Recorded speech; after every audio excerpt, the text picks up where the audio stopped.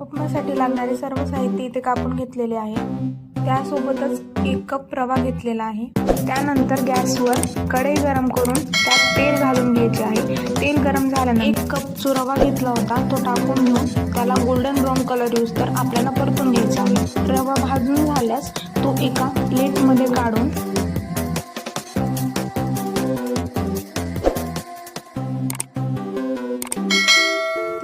वापस गॅसवर ठेवून त्याच्यात आवश्यकतेनुसार तेल घालून तेल गरम झाल्यास त्याच्यात थोडी मोहरी, लसूण, मिरची व कांदा घालून त्याला व्यवस्थित परतून घ्यायचे आहे।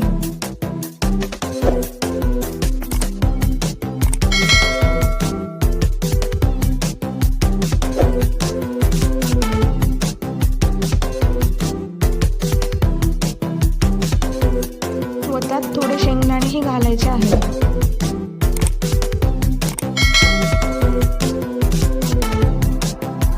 त्याच्यामध्ये टोमॅटो घालून त्यात अर्धा चमचा हळद आणि चवीप्रमाणे मीठ घालून आवश्यकतेनुसार पाणी घालायचे आहे। त्यानंतर पाण्याला उकळी आल्यास त्याच्यामध्ये भाजलेला रवा टाकायचा आहे।